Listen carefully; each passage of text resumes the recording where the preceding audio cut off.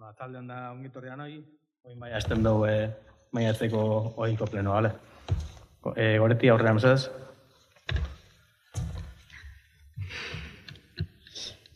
Eh, 2025ko apirilaren 28ko aktaren onarpena. Alde? Onak? Batez onartzen. Bengo gaixa, alkatearen jakinarazpenak. Ez dago.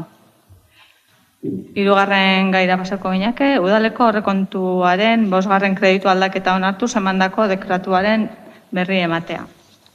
Dokumentazioarekin batera banatu zen, garapen arlotik proposatutako aldaketa bada, eta diru laguntzen partidetatik bigarren kapituloko partidetarako aldaketa badago, bai? Bertan jasotzen da horren arrazonamendua. Printzipioz, jakinean, ez?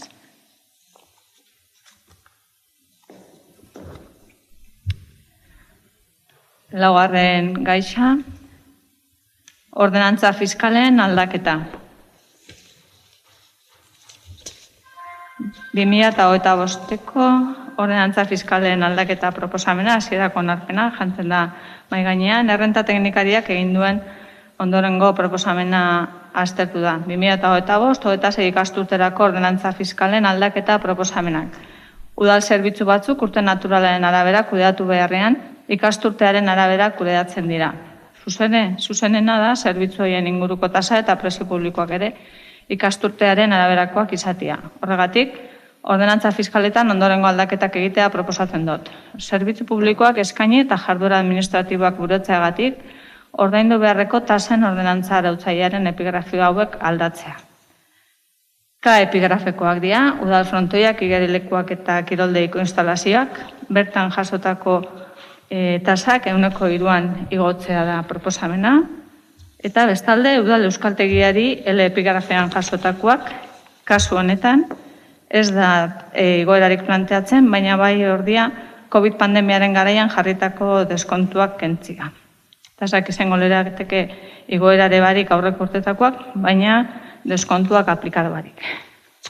Gaur egindako antolakuntza batzordearen aldeko proposamena jaso da, beraz, bozketa da pasauko ginak, bai? Aldeko botuak? Denak? 16 eta abstentzio bat.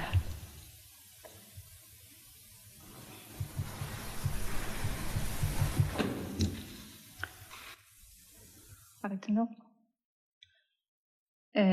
Antzolako udal saretik Bergarako Aranerreka ausorako ur hornidorak kudeatzeko. Parkatu. 2025 egitza plana.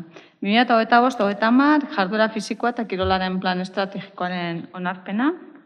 Herritarren arloko batzordean onartuta dagoen 2025-30 jarduera fisikoa eta kirolaren plan estrategikoa onartzeko jartzen da mahai gainean, bai?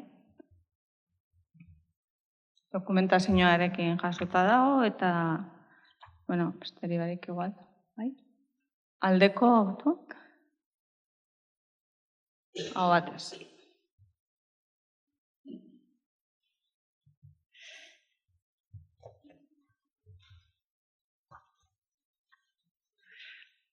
Engoen bai. Antzuolako udal saretik Bergarako Aranerreka ausorako ur hornidura kudeatzeko kontratuaren onarpena.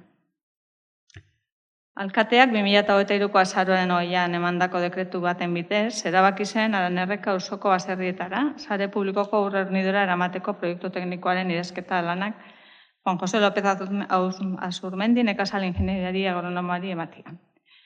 2025ko otsailaren 18an emandako dekretuaren bitartez, erabaki zen Aranerreka auzoko baserrietara sare publikoko ur hornidura eramateko proiektu teknikoa eta lizitazio oinarria duen baldintza administratibo eta tekniko enpleguak onartzea. Usarrago baserrien hornidura sistema Iturbeko Artunetik, Antzuolatik, Galartza auzora iristen da, Aranerreketik gertu. Eta horrek Antzuolako udalaren baimenarekin Bergarako Aranerreka auzoa hornitzea ahalbidetuko luke. Eremu horretako hornidurari esker, ur hornidura bermatu ahal izango litzateke. Ponpatu beharrik gabe, osasungarritasun baldintza egokietan. Aurrekoa kontutan hartuta, Gipuzkoako Ur Kontsortzioak eta Antzolako eta Bergarako udalek, Juan Jose López Azurmendi nekazaritza ingenierak idatzitako proiektuaren arabera, Antzolako udalsaretik Bergarako Aranerreka auzorako ur hornidura kudeatzeko kontratua adostu dute. Eta proposamena da, proposatutako kontratua onartze. Bertan, hainbat betebehar jasotzen die. Litzateke kontratua bera dagoenetan onartzea eta alkatiari kontratua sinatzeko ahalbidetzea. Aldeko botuak? Ez onartzen.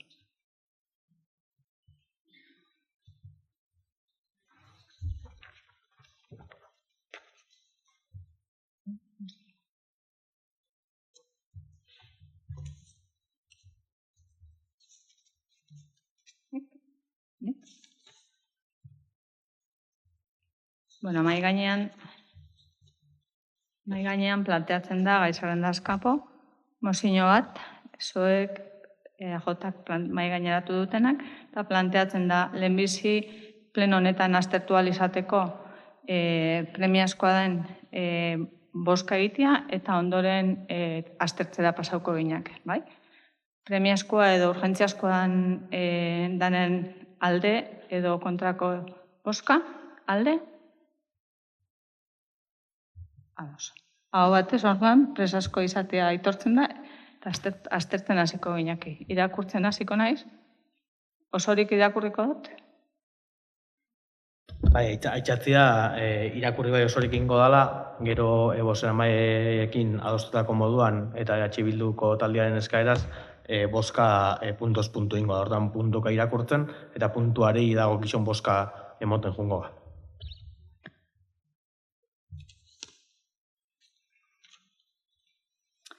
Israelek Gazan egindako operazio militarretan, Hamasek 2023ko urriaren 7an egindako eraso izugarrien ondoren hasi zirenak, gerra krimenak direnak eta erakundeak 1250 pertsona baino gehiago hil eta 250 gatibu baino gehiago bahitu zituenak, Israelek ekintza ugari jarri ditu abian Palestinar herritarrei kalte konpoezina eragiteko. Urtebete baino gehiago da mundua Gazako zerrenda okupatuan heriotza eta suntsipen maila pentsaezin baten lekuko dela. Israelek Gazako populazio palestinarraren aurka egindako eraso basatiak dozenaka mila pertsona hil ditu. Familia osoak desagerrarazi, bizitegi osoak suntsituta, azpiegitura kritikoak suntsituta eta 1,9 milioi palestinar behartuta mugitu Gazako zerrendako biztanleriaren 80% baino gehiago. Aurrekaririk gabeko hondamendi humanitarioa eraginda. Mundua begira dauen bitartean, Israelek bere kabuz hautsi du suetena eta zigorgabetasunez eraso gupidagabeak egiten jarraitzen du. Palestinarren bizitzak etengabe galtzea eragiten dutenak, Gazako hondamendi humanitarioak okerrera egiten jarraitzen duen bitartean. Are gehiago, larriagotuz, alba da, NBek ohartarazi berritu 14.000 haurtxok desnutrizio larria dutela zerrendan. Bergarako udalak, herritarrek duela urtebetetik oihukatzen dutena eskatzen du. Eta ja puntuekin hasiko ginak, bai? Mozionen puntuak, lehenengoa litzateke 2023ko urriaren 7an, Hamasek egindako eraso bortitza gaitzestea. Aldeko botoa.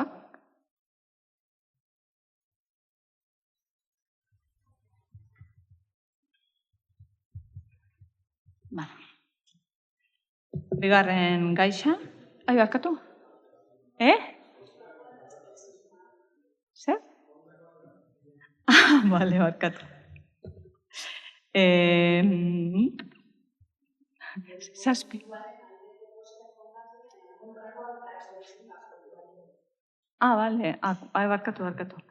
Bale, aldekoa, kontrako bozkat? Abstentzioa? Bale. Ordan 9, 7, bai? 9 abstentzio. 7 alde. bai. Bigarren puntua orduan, Gazako populazio zibil palestinarraren aurka egindako genozidioa irmo eta ñabardurari gabe gaitzestea. Alde? Hau batez.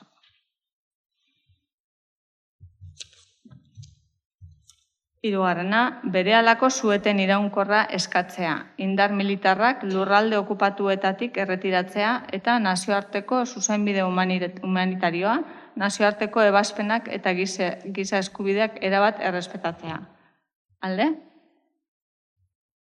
Hau batez.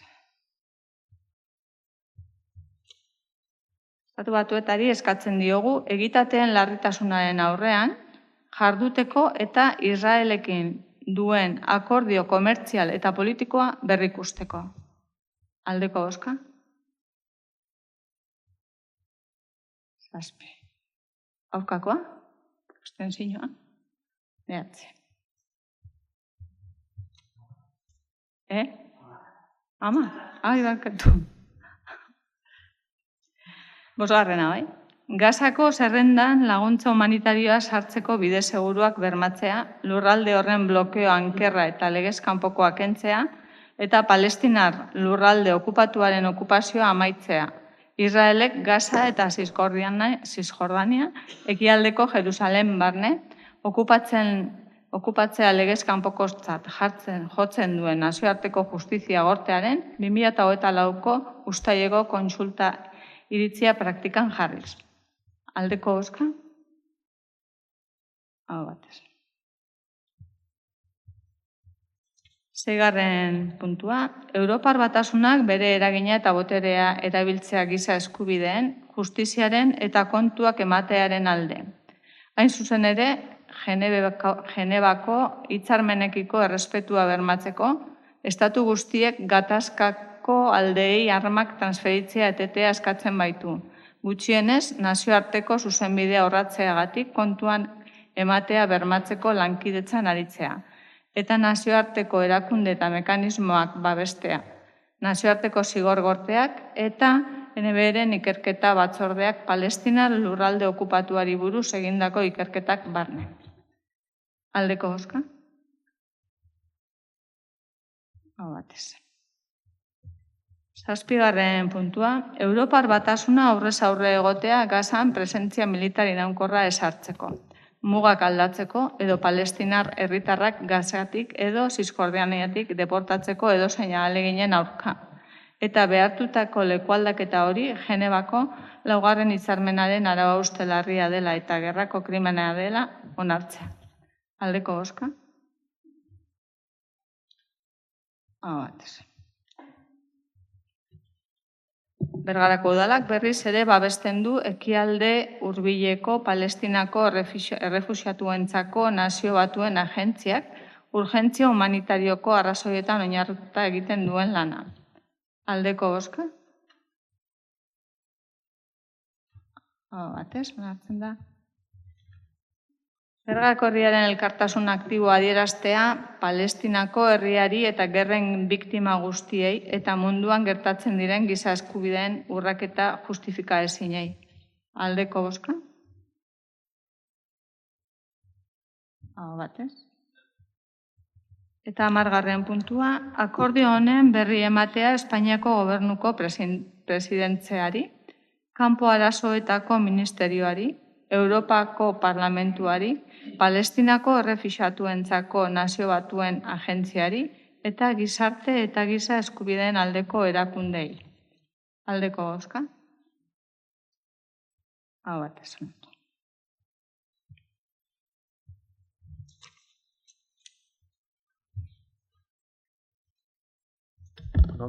Nik hartuko titza saltzeko udal gobernutaldiak zehatik hartu duen eskatu ginuan batetik puntuz-puntu bozkatzea. Palestineko egoera oso larrixa da, eta puntuz-puntu bozkatzea eskatuta puntu gehienak onartu behitxugu ez dugu uste gaur aurkeztu dan mozio honek nahiko irmotasunekin salatzen da benik egoeran krudeltasuna, ez da testuingura be egoki azaltzen danik. Lehen puntuan abstenidu einga, bertan urrian 7ko gertaren ondorengo testuinguruan kokatzen dalako gaur egungo realidadia, eta orduko gertaerak, krudelak eta salagarriak dielak entzeke, ez dugulako uste, horrek azkenengo 40 urtetan gertatzen duen eta gaur egun gordintasun eta krudeltasun ikaragarriakin egunero ikusten gabitzen genozidoaren salaketa testuinguratzeko jasotzia egokisa danik. Laugarren puntuan be, azten nioinga, 2008ko martxuan, martxanterek aurkeztutako mozioan udalbatza honek, udal gobernutaldearen bozkekin onartu zeban moduan, uste dugualako aratau junbiarko ginakela. Eta orduan eskatzen zen bezala Israelekin harreman komertzialak berrikusi bai, baina harreman horrek etenaz inbiarko ginukiela. Eta instituzioek alakorik itxen ez daben bitxartean, BDS eta bezalako mugimenduek itxen dituen deialdixek ikusarazi, eta herritxarrak pentsamentu kritikoz hausnartzera gonbidatu biharko ginuzkiela.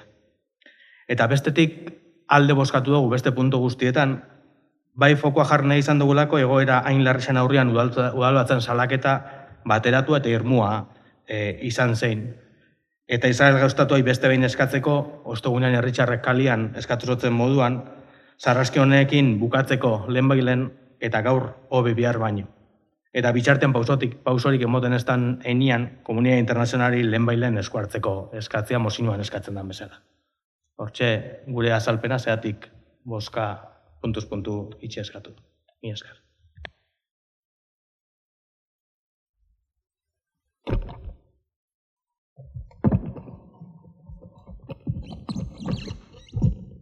Atzaldeon. Bueno, gure asmoa PS Euskadiko Ezkerra eta EAJ-PNV aurkeztu ginuan mozio hau. Mozio hau ez da Bergararako aurkezten den mozio bakarra, beste udaletxe eta herri askotan aurkezten ari dela. Eta, bueno, gure asmoa zen mozio guztietan bezala bere osotasunean onartzea eta botazio bozketa batetan, ezta? Gero zuen eskariz, lehenengo puntuakin zalantza zen dituztela eta bueno, Alberto eta Bixok eta gure taldean hitz egin ondoren, bozketarako, puntuz-puntoko bozketarako, albideratu da, ezta? Vale. Lehenengo puntua, Gorkak zuk azaldu duzu zuen arrazoiak abstentziora jotzeko. Guretzat urriaren 7an Hamasek egin zuen eraso bortitza gaitzestea ezinbestekoa da. Badakigu urriaren 2023ko urriaren 7 aurretik egon diela, hainbat urraketa, bai urraketa eta hainbat bortxaketa eta eraso justifika ezinik, bai Israel aldetik eta baita Hamasen aldetik. Baina gu kontestuan kokatzen, gaur egun jasatzen Gazako, Palestinako biztanlea jasatzen ari dien bortizkeria, bere arrazoia dago urriaren horren ondorio zuzena da, gure ustez. Naiz da, jakin, noski, azkenengo isa 80 urtetan egon diela egoerak danok ezagutzen ditugunak. Baina ez duguna konpartitzen zuekin, nola ezareten gaitzesteko Hamasek egindako eraso haura, nun, ez dakigu, zenbakiak dira, baina 1.500 pertsonatik gora hil zituzten, baitu zituzten 200-300 pertsona, eta gaur egun ere, oraindik, kontekstua orduan zan, baina gaur egun ere, baitutako hainbat pertsona ondio, Hamasen eskutan daen, hilik dauden, egoera hor dago. Eta, zuen iritzisa da, baina, gu bain egin duena bentzet azaltzea, guria, irmotasunez gaitezten dugula. Edozein violentzia, kaso honetan Gazan gabitz, eta kokatzen duguan, bai beste edozein lekutan, gu, alderdi bezala bentzet, beti gaitzetzik dugu, edozein violentzia esatu hondetan bezala, Gupe hori. Eta gehiago esango dut, hori da esan duten gauzetako bat, ez da urriaren 7ko hori gaitzesgarriz ez duela konsideratzen, giza eskubideen urraketa suposatzen dituzten edozein ekintzaren gaitzespena maigainean jartzen dugu, badakizuen moduan eta bizikidetza batzorde hainbatetan be maigainean jarri duen moduan, esaten duguna da, zuk esan duzun moduan, hamarkada askotako kontestu baten urraketa horrek ugarixak izan dienean zentzu bixetan, baina momentu honetan genozidio oso nabarmen bat, estatu sionista bat aplikatzen da bilenean, uste dugu kontestualizatzeko erabilidan redakzioa erabiltzeak estatu sionista hori gaur egun aplikatzen da bilen genozidio nabarmena justifikatzeko itxen da ben relatuarekin bat itxea dala. Eta uste dugu hori onartezina dala.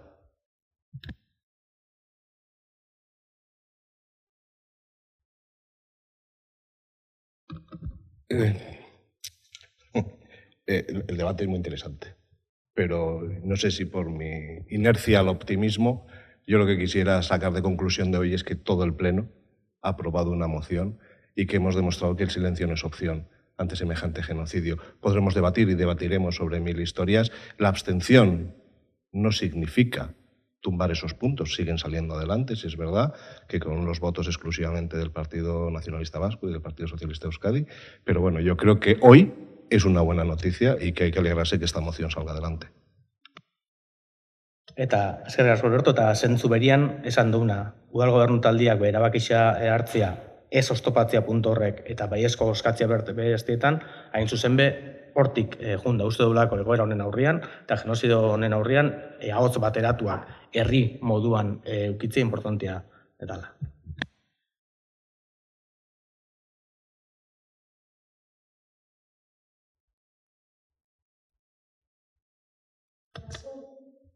Ohiko prozeduran eskaera egon bihar izaten da, ez genkixen eskatzeko asmo izenkoa zuenik, nik bozera maiei galdetzen dutzu, eta arazori baukazu hitzik hartzeko?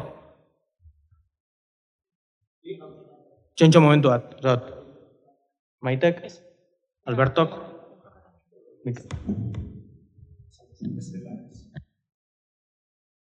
Horrez eskatzea, baina, bueno, gaen egoeran, da izan dan azken orduko mozinoa, bai, gure aldetik ez dago arazorik.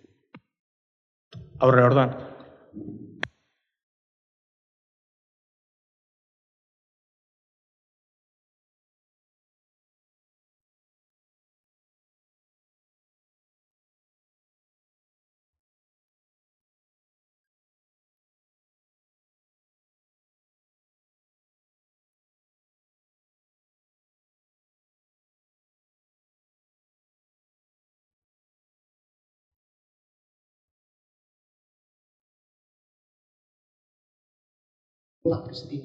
Gaza, desde el año 2007, era la mayor prisión a cielo abierto que existe en Gaza. Estaba rodado por un muro en el que tanto el agua, las medicinas y todo dependía del capricho de Israel. Aparte que de vez en cuando les pegaban tiros, etcétera, y no decir que a las ambulancias que querían salir les dejaban y se morían ahí, etcétera, etcétera.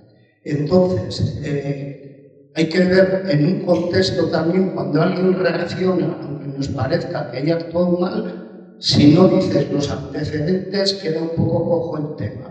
Y hay que recordar una cosa, que Israel solo ha cumplido una resolución de la ONU, la 108.1, la que le creaba el Estado de Palestina.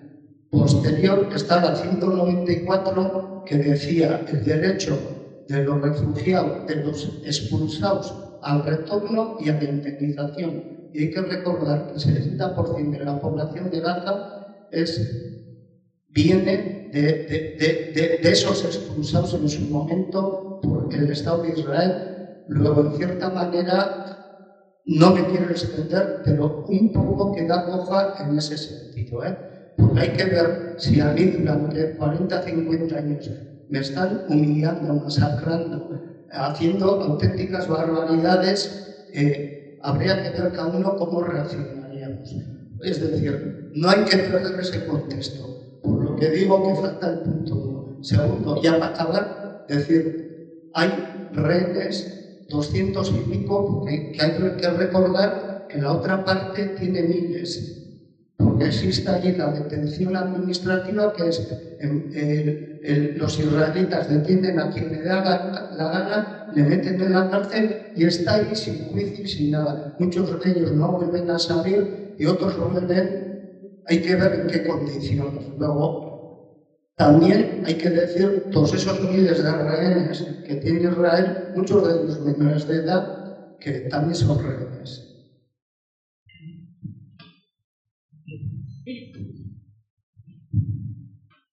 Behin, palestinar baten hitz batzuk entzun dituan, eta zeten jan osostan. Arek esan zuen, zeran ikusiko getuke, eta bere garaian, aldakit karrero blanko adibidez akabatu zuen, Estatu Espainolak tankeak eta bioiak hartu, eta Euskal Herri osoa bombardeatuko bazuten. Igual abia puntua hori izango zen, ez?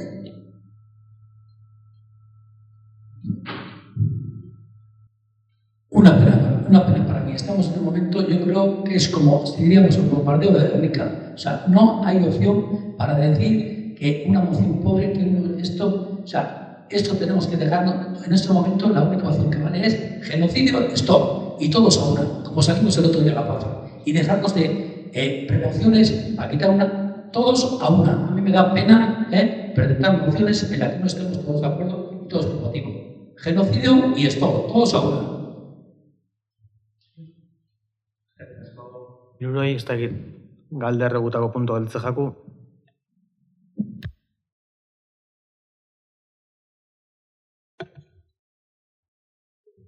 Ahora, Mikel.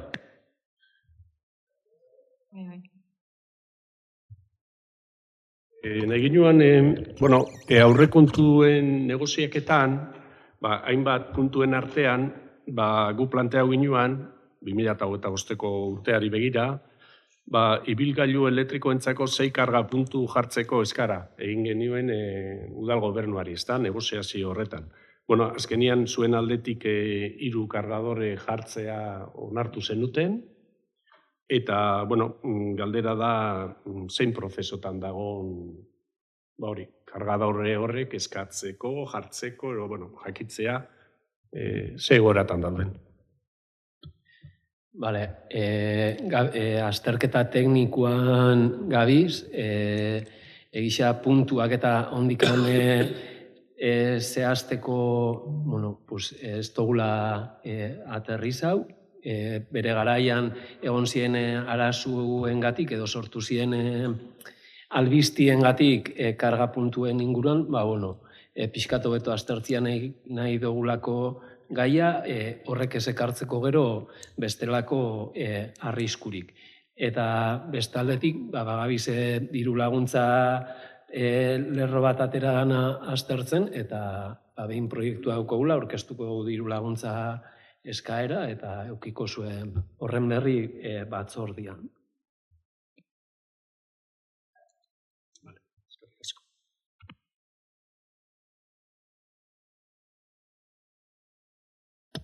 Honekin bukatuz eta emango ginuke plenoa. Mila esker.